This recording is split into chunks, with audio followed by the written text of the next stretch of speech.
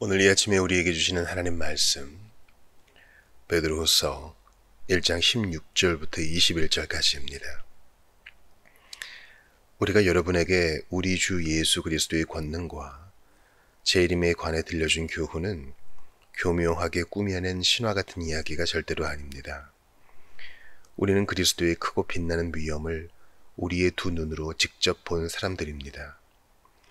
장엄한 영광 가운데서 이 사람은 내 사랑하는 아들이요 내가 기쁘게 여기는 아들이다 라는 음성이 하늘에서 들릴 때 그리스도께서는 아버지 하나님께로부터 존귀와 영광을 받으셨습니다.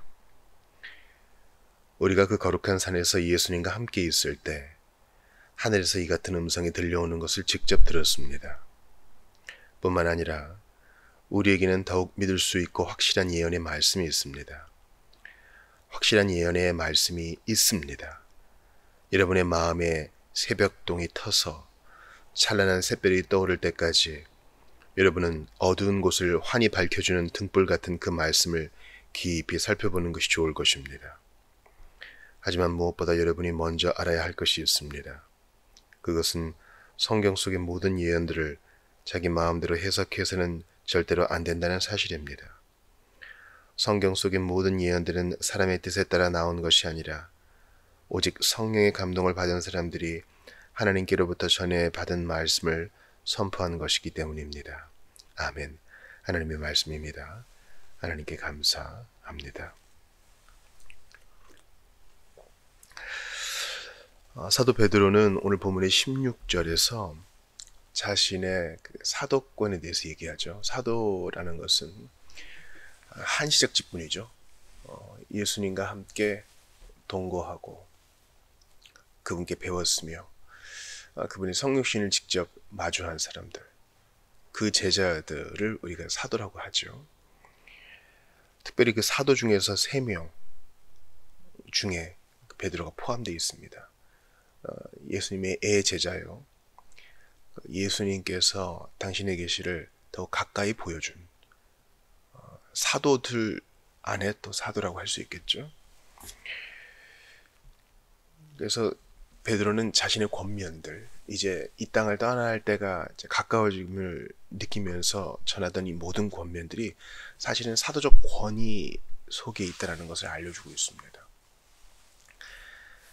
나는 예수께서 이 땅에 계실 때 함께 동행하고 수행하던 사람으로서 주께서 내게 주신 그 권위를 가지고 이 권면을 하는 것이니 부지런히 예수님 닮아가십시오. 부르심과 택하심을 굳게 하십시오. 자신의 그 마지막 유언과 같은 이러한 조언들이 단순한 잔소리가 아님을 알려줍니다. 16절 다시 보세요. 우리가 여러분에게 우리 주 예수 그리스도의 권능과 재림에 관해 들려준 교훈은 교묘하게 꾸며낸 신화 같은 이야기가 절대로 아닙니다. 사실이라는 거죠. 우리는 그리스도의 크고 빛나는 위엄을 우리의 두 눈으로 직접 본 사람들입니다. 베드로 당대에 아직 요한도 살아 있었을 것 아니겠습니까? 또 아직까지 순교하지 않은 사도들도 있었을 것이죠. 아직까지 이 증인이 남아있던 때였습니다. 다수의 증인들이 목격한 사실, 다수의 증인들이 증언하고 있는 사실, 나는 지금 교묘한 거짓말을 꾸며내는 것이 아닙니다. 오직 진실만으로 여러분을 권면하는 것입니다. 여러분, 베드로가 사기꾼이라면 사기꾼이 자기의 사기극을 위해서 십자가에 거꾸로 못 박혔겠습니까? 베드로가 한낱 장사치라면 이러한 위험을 무릅쓰고서 좁은 길을 갔겠습니까? 17절에서 베드로는 자신이 목격한 주의 영광에 대해서 얘기합니다. 장엄한 영광 가운데서 마태복음과 마가복음, 누가복음이 공히 증거하고 있는 변화산 상의 이야기를 말하는 거죠. 이 사람은 내 사랑하는 아들이요 내가 기쁘게 여기는 아들이다라는 음성이 하늘에서 들릴 때 그리스도께서는 아버지 하나님께로부터 존귀와 영광을 받으셨습니다. 이때 베드로는 다른 두 제자와 함께 어안이 벙벙해가지고 초막셋을 짓겠습니다. 엘리야 거 하나, 모세 거 하나, 또 예수님 거 하나.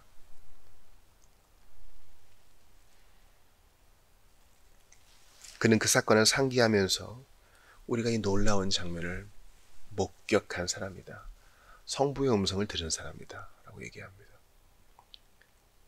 나는 자격 없으나 그런 특권을 받았으니 그 특권에 기대어 여러분을 권면합니다. 생명과 경건에 속한 모든 것을 받은 여러분들, 하나씩 하나씩 그리스도의 성품을 닮을 수 있도록 애를 쓰십시오.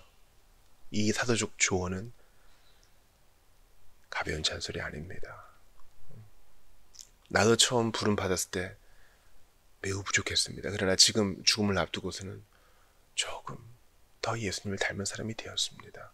이것이 바로 주께서 우리에게 요구하시는 바가 아니고 무엇이겠습니까? 18절 보세요. 우리가 그 거룩한 산에서 예수님과 함께 있을 때 하늘에서 이 같은 음성이 들려오는 것을 직접 들었습니다. 베드로는 자신이 직접 들은 것을 이제 회중들에게 전해줍니다. 회중들은 간접적으로 들은 것이죠. 그러나 그 권위는 똑같습니다. 하나님의 권위예요. 그러므로 베드로가 지금 전하는 이 말은 하나님의 권위에 기대어 주께서 전하고 하신 말을, 메시지를 전하는 것이기 때문에 베드로가 전하는 말은 하나님께로부터 오는 권위와 그 무게가 같습니다. 우리가 사도와 선지자들, 선지자와 사도들로부터 비롯된 성경을 받고 있죠. 성경은 인간의 말이기도 하지만 100%또 하나님의 말씀입니다. 그러므로 무게감 있게 하나님 말씀을 대해야 할 것입니다. 세상의 소설책이나 하나님 뉴스를 대하듯 성경을 대해서는 안 될 것입니다. 왜냐하면 16절 다시 보세요. 8절 다시 보세요. 직접 들었습니다. 직접 들은 자가 전해준 것이기에 그 권위는 똑같습니다. 우리가 성경을 볼 때요, 불타는 떨기나무에서 모세가 들었던 그 음성 듣는 것과 같은 거예요. 그런 권위가 있는 겁니다. 우리가 성경을 읽고 받을 때요, 주일에 설교 말씀을 받을 때 불타는 산, 시내산에서 율법의 말씀을 들었던 그 회중과 같은 위치에 있는 것입니다.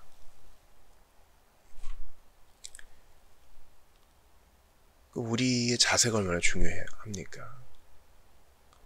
가벼운 마음으로 성경을 대했던 것, 또 주일에 말씀 받기를 위해 기도를 준비하지 않았던 것들, 모든 것을 돌아보게 됩니다. 베드로는 한 걸음 더 나아갑니다.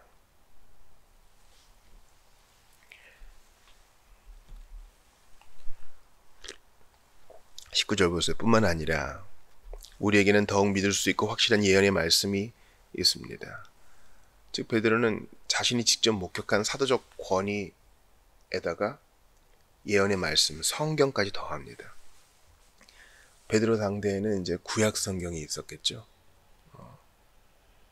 또 다수의 복음서들이 여러 저자들에 의해서 쓰여지고 있었을 때이기도 했을 것입니다. 우리에게 성경이 있다. 또 베드로가 이제 후반에 이제 사도 바울의 글을 언급하는데 베드로는 바울의 글을 성경으로 인정해요. 서신서들이 이렇게 돌아다니고 있었겠죠. 그러니까 우리 사도들은 곧 죽을 거 아니에요. 사도들의 증언에 더하여 더 확실한 권위가 있으니 예언의 말씀이다. 왜냐면 보세요. 더욱 믿을 수 있고 확실한 예언의 말씀이라고 그러잖아요. 말이란 것은 여러분, 말이란 것은 오랄 랭귀지, 음성으로 전해지는 메시지는 왜곡이 될 수 있어요. 하나님은 당신의 말씀을 우리에게 주실 때 기록된 문서로 주셨다는 것을 기억하셔야 됩니다. 어떤 녹음된 형태로 주신 게 아니에요. 글로 주셨어요. 글은 말보다는 변색되고 윤색되고 오염될 가능성이 좀 더 낮습니다. 바울은 더욱 믿을 수 있고 확실한 예언의 말씀이라고 했기 때문에 사도적 권위와 또 예언의 말씀의 권위가 사실은 같다. 그리고 예언의 말씀이 더 권위가 높을 수도 있다. 이렇게 말하는 것입니다. 이 말은 뭐예요? 예수님을 닮아가고자 하는 자, 생명과 경건에 속한 모든 것을 선물로 받고 그리스도의 성품을 7가지 성령의 열매를 또 맺어가야 되고 이 땅에 남아있는 동안 그리스도를 닮아가야 하는 자들이 뭐에 신경 써야 된다는 겁니까? 성경 봐야 된다, 이 말을 하는 겁니다. 당신 성도입니까? 그렇다면 성경을 봐야 됩니다. 더욱 믿을 수 있고 확실한 예언의 말씀을 주의해야 보아야 된다는 것입니다. 어떤 사람이 생명이 있노라 하면서 성경을 등한시한다면 그의 회심은 가짜일 수 있습니다. 왜냐하면 성경은 단순한 책을 읽는 것이 아니라 그 옛날 사도에게 말씀하셨던 하나님 말씀을 듣는 것과 같은 것이기 때문입니다. 하나님이 내게 말씀하신다. 그렇게 접해야 되는 것입니다. 여러분의 마음에 새벽동이 터서 찬란한 샛별이 떠오를 때까지 여러분은 어두운 곳을 환히 밝혀주는 등불 같은 그 말씀을 깊이 살펴보는 것이 좋을 것입니다. 여기서 이 찬란한 샛별이 떠오를 때까지, 여러분의 마음에 새벽동이 터서 찬란한 샛별이 떠오를 때까지, 이것은 보통 이제 종말을 가리킵니다. 마지막 날을 가리키는 것이죠. 주의 재림의 날이 이를 때까지 우리가 해야 될 일은 무엇이냐? 성경을 깊이 연구하는 것이다. 어두운 곳을 환히 밝혀주는 등불 같은 그 말씀을 깊이 살펴본다. 이런 참 문학적으로 좋은 표현이죠. 근데 이 말씀을 깊이 살펴본다는 말은 연구하라는 뜻이에요. 단순히 통독말하라는 뜻도 아니고요. 배우라는 뜻입니다. 또 묵상하고 마음에 생각하고 다른 구절과 비교해보고 물어보고 오류를 고쳐나가라는 뜻입니다. 성경은 여러분 연구하라고 주신 책이에요. 성경은 공부하라고 주신 책입니다. 베레아 사람들처럼 이성을 사용해야 돼요. 우리는 어떻습니까? 그냥 내 마음에 감동이 되는 말씀 몇 가지만 품고 있지 않나요? 아니요. 성경은 공부해야 돼요. 깊이. 다시 또 여러분이라 그랬잖아요. 성경은 또 공동체적으로 공부해야 돼요. 여러분 사실 이게 저의 큰 고민 중 하나입니다. 주중에 어떻게 해서 성도들이 성경을 공부할 수 있게 도울 것인가? 사실 이 클립은요, 우리 교우들만 보는 거 아니잖아요. 오히려 다른 분들이 더 도움을 얻는 경우가 있어요. 근데 우리 교우, 우리 지역교회 멤버들, 우리가 실제로 몸과 몸으로 만나는 공동체 회원들, 형제 자매들을 위해서는 과연 어떻게 해야 되는가? 공동체적인 성경 연구 어떻게 해야 될 것인가? 고민이 많아요. 물론 개인적으로 제자훈련도 하고 또 공개적인 자리에서 1:1 양육도 하죠. 그러나 사도 베드로는 19절에서 여러분은 이렇게 했잖아요. 물론 재림의 날까지 모든 성도가 균일하게 다 같은 열정으로 성경을 배우진 않을 겁니다. 어떤 자는 매우 관심 없을 것이고 어떤 이는 불타오를 것이고 그럴 거예요. 어떻게 해야 되겠는가? 고민이 많습니다. 주께서 지혜 주시기를 바랍니다. 20절 보니까 여기에 베드로가 더합니다. 하지만 무엇보다 여러분이 먼저 알아야 할 것이 있습니다. 성경을 연구해야 되는 것보다 먼저 알 것이 있대요. 성경 연구에 전제가 있다는 거죠. 그것은 성경 속의 모든 예언들은 자기 마음대로 해석해서는 절대로 안 된다는 사실입니다. 그렇습니다. 여기서 이단과 사이비가 나오는 거 아니에요. 언제 예수가 재림을 한다. 내가 바로 보혜사다. 잘못된 예언들 때문에 교회가 실망하는 거 아닙니까?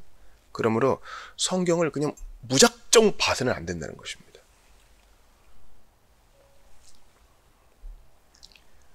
성경은요, 모르는 부분은 모르는 대로 남겨두는 것이 미덕이에요. 이거 내가 밝혀내고야 말겠다. 도서관을 뒤지는 사람이 있고요. 실제로 이스라엘에 간 사람도 있습니다. 거기 가면 더 밝히 이해할 수 있을 거라고 생각했나 봐요. 저는 그게 이해가 안 됩니다.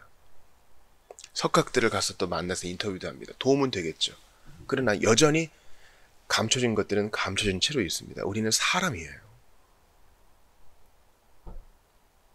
하나님이 우리에게 구원과 경건을 위해서 또 신앙과 생활을 위해서 주신 말씀을 100% 다 이해한다?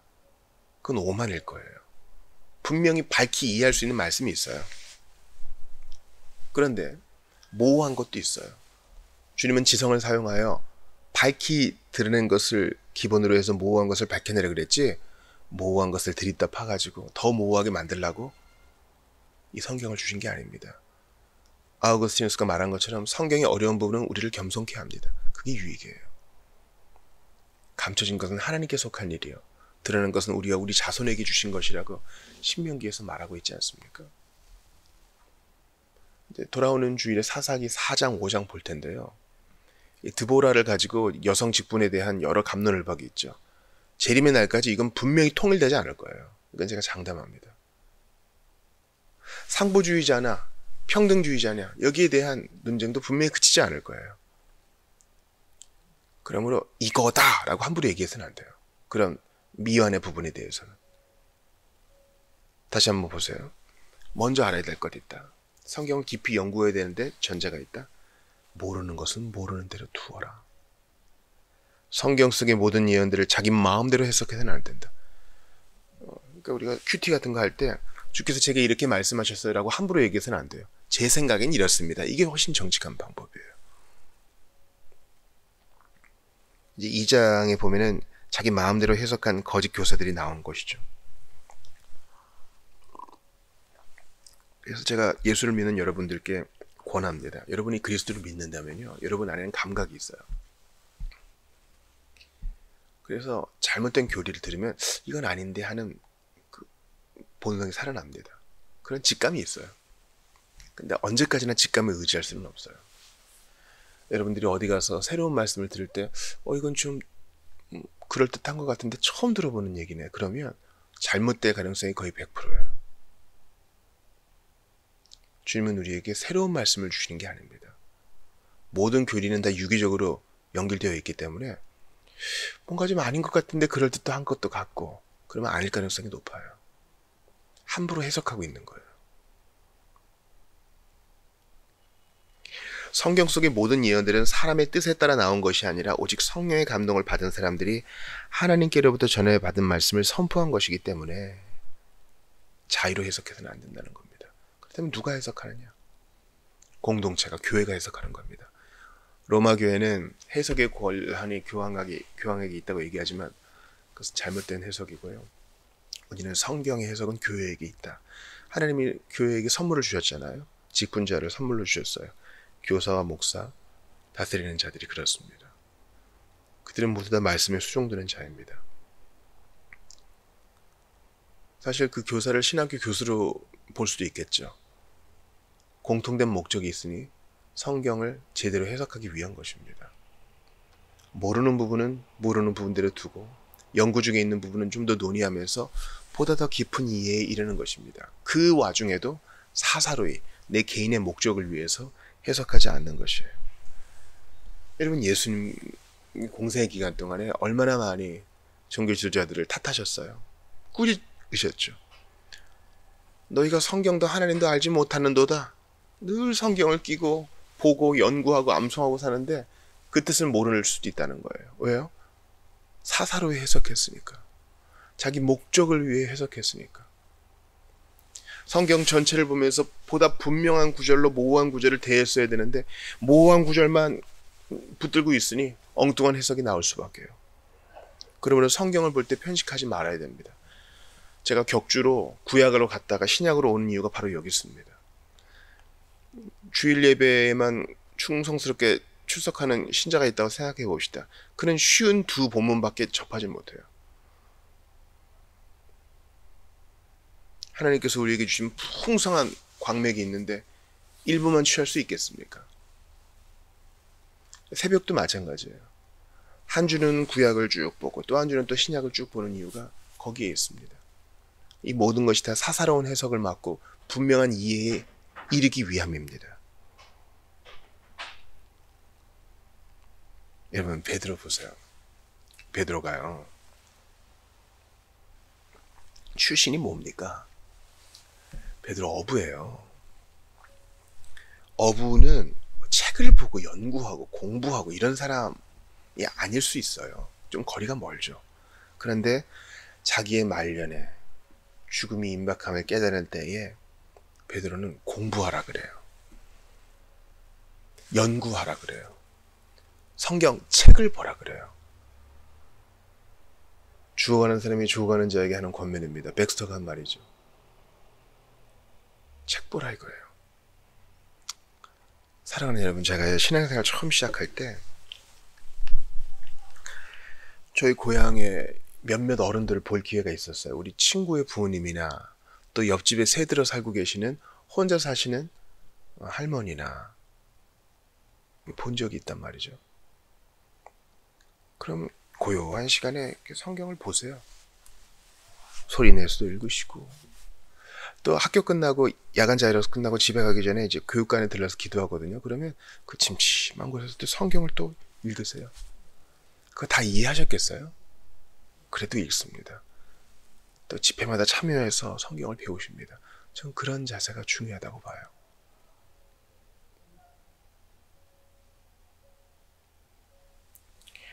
베드로는요, 처음부터 그렇게 책에 친근하지는 않았을 거예요. 근데 그도 장성했습니다. 그도 자라갔습니다. 사도로서 그도 배워나갔습니다. 그리고 깨닫습니다.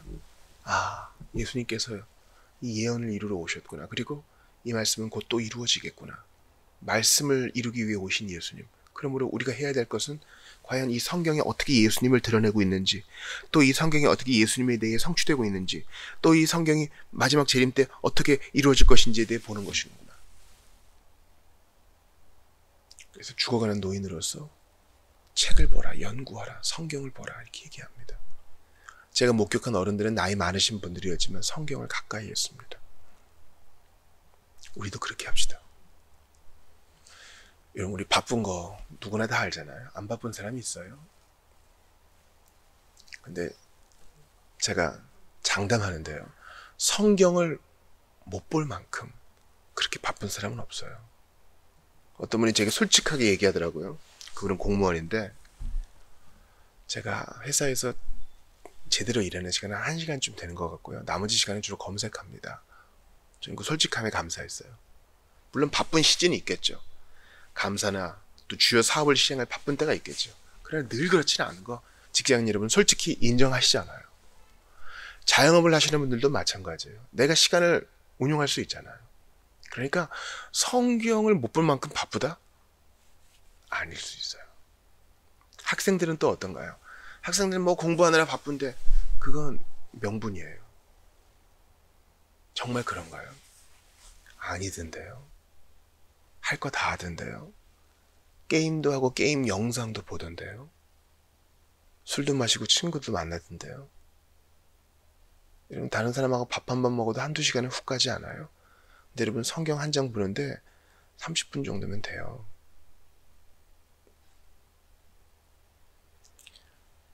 오늘 베드로는요, 예수님의 변화산상의 모습, 그 영광스러운 모습을 본 자로서 그 권위에 기대어 말합니다. 내가 봤는데 그 영광이 이 성경책에 다 묻어있더라. 그러니 19절이요. 그 말씀을 깊이 살펴보세요. 내가 변화산에서 본 그 예수님을 여러분도 이 말씀에서 발견할 수 있을 터이니 성경 보세요. 이 얘기하는 거예요. 우리 교우들 중에 한 분이 자비를 써가지고 새로 번역된 성경도 막 나눠주고 그랬잖아요. 공부할 재료가 없어서 못하는 게 아니에요. 마음이 없는 거야, 솔직히. 그러잖아요. 그냥 딴 거 유튜브 보고 싶고 뉴스 보고 싶고 재밌는 거 보고 싶은 거예요. 넷플릭스 보고 싶고 영화도 좀 보고 싶고. 하나님께서 우리에게 말씀에 대한 감각 깨닫게 해주시길 바랍니다. 또 그게 없어도 우리는 성경에 매여 있어야 돼요. 성경이 재미있어지는 그 감각에 언제까지 의지할 거예요? 그런 감정이란 것은요, 좋은 기관차가 못 돼요. 이러든지 저러든지 성경 보는 거예요.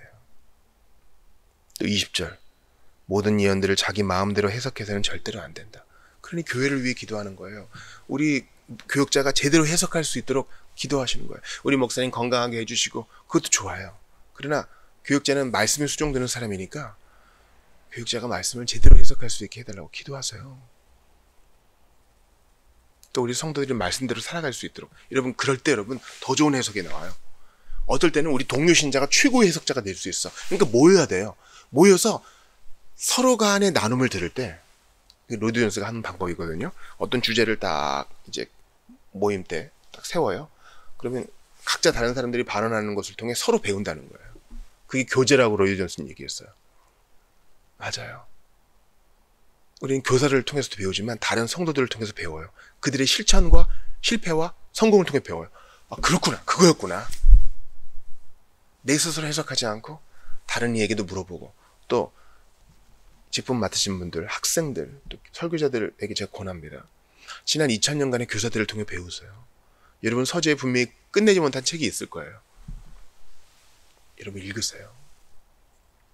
성경과 성경 해석을 돕는 책들을 읽으세요. 교사들을 활용하세요. 마지막 심판대 앞에서 우리가 해명해야 됩니다. 내가 너에게 이렇게 좋은 툴들을 줬는데 넌 뭐 했느냐.